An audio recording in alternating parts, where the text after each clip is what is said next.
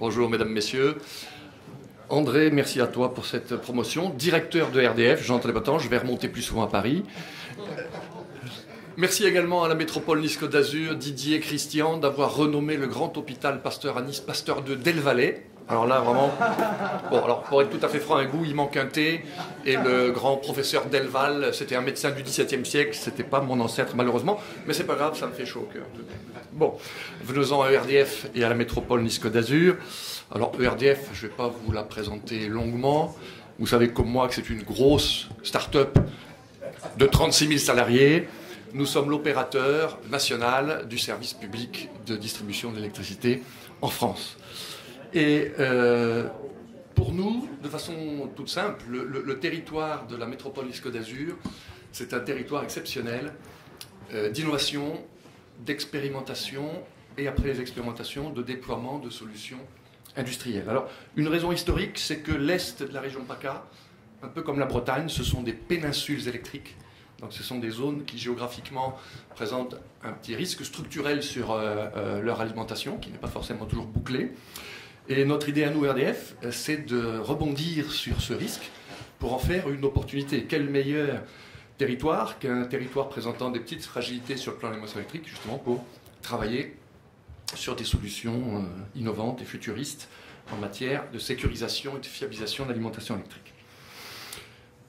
En ce qui concerne l'innovation apportée par ERDF sur un tel territoire, ça couvre en gros 4 domaines. Alors, bien sûr, le domaine des smart grids, le domaine des réseaux électriques intelligents. En tant que gestionnaire d'un réseau qui est le plus grand réseau de distribution d'Europe, on se sent un petit peu impliqué sur le sujet.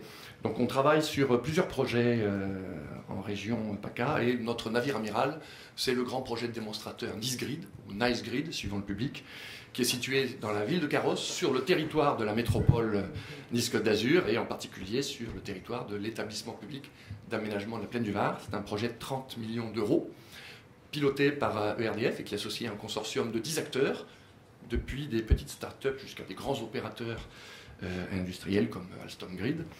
C'est un projet qui a une forte visibilité internationale et on s'en réjouit avec la métropole et on travaille vraiment sur le réseau du futur qui, vu de ERDF, est un réseau qui va de plus en plus faire la place à des nouvelles formes de production d'énergie renouvelables, locales, réparties sur le territoire, à des nouvelles formes de consommation d'électricité. Le cas typique, c'est la montée en puissance, et il faut s'en réjouir, de la mobilité électrique. Donc il faut que le réseau se prépare à faire face à 2 millions de véhicules électriques qui, de temps en temps, auraient tendance à vouloir se charger à peu près en même temps. Et puis faire face aussi aux besoins des nouvelles générations de consommateurs qui sont tous, pour nos ados, là, quasiment nés avec un téléphone portable greffé dans l'oreille et qui se contenteront plus très longtemps de recevoir une facture d'électricité au mieux tous les 6 mois avec une estimation basée sur la consommation de l'année précédente et qui sera révisée en fin d'année pour corriger le tir. Non, les gens ils voudront de l'info en temps réel et on travaille sur ces solutions bien évidemment. À part les réseaux du futur, qui sont une évidence pour nous, on travaille aussi sur le thème de la ville intelligente, la Smart City. Alors une ville intelligente, elle se doit déjà d'avoir un réseau de distribution électrique intelligent, c'est la moindre des choses, mais le réseau électrique, comme il est présent et que par définition il irrigue tous les territoires, et en particulier tous les territoires urbains, c'est une solution assez compétitive pour transférer du signal. On peut utiliser le réseau de distribution que nous gérons pour transférer différents signaux. Et nous travaillons avec la ville de Nice et son opérateur des parcs-mètres et de certains parkings publics de la ville de Nice pour transférer de la donnée permettant aux utilisateurs conducteurs de récupérer sur leur smartphone ou sur leur GPS en temps réel, par exemple, les places libres de parcs-mètres dans des rues qu'ils n'ont pas sous les yeux.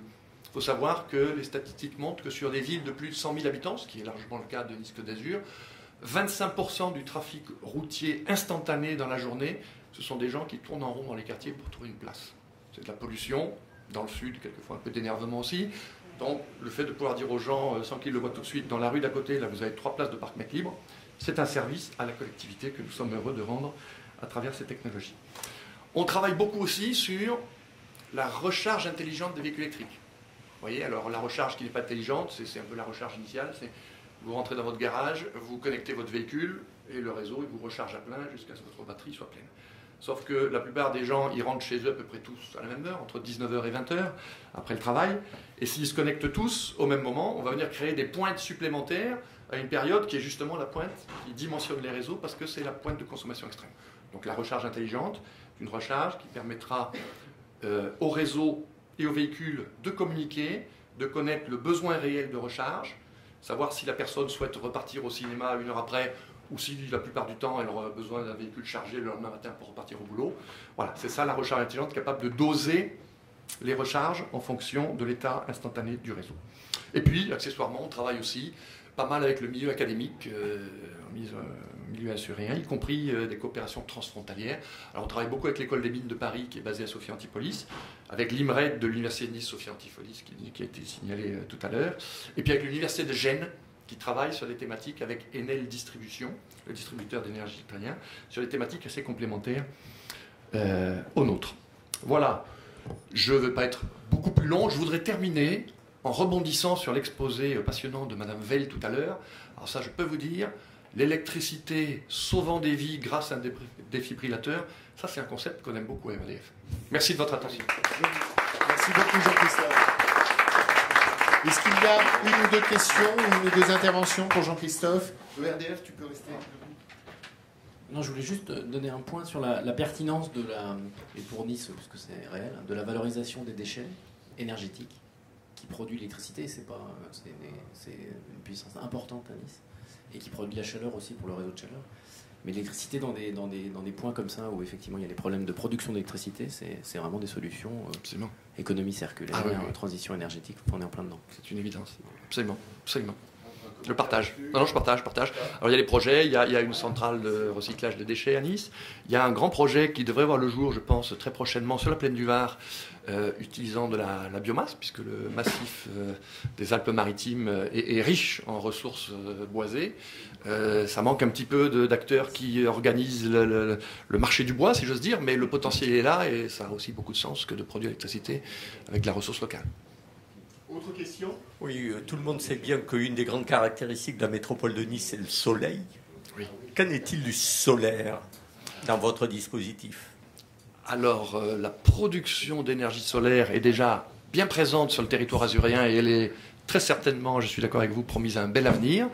Et l'un des choix de la ville de Carrosse pour héberger notre grand démonstrateur européen NiceGrid, c'est parce que sur une ville comme Carrosse, il y a déjà beaucoup de quartiers résidentiels où des particuliers ont équipé leur toiture bien orientée, bien ensoleillée de panneaux photovoltaïques, et où sur la zone industrielle de Carrosse, un certain nombre d'entreprises, de grands acteurs du tertiaire ont équipé, alors là, quasiment de centrales photovoltaïques.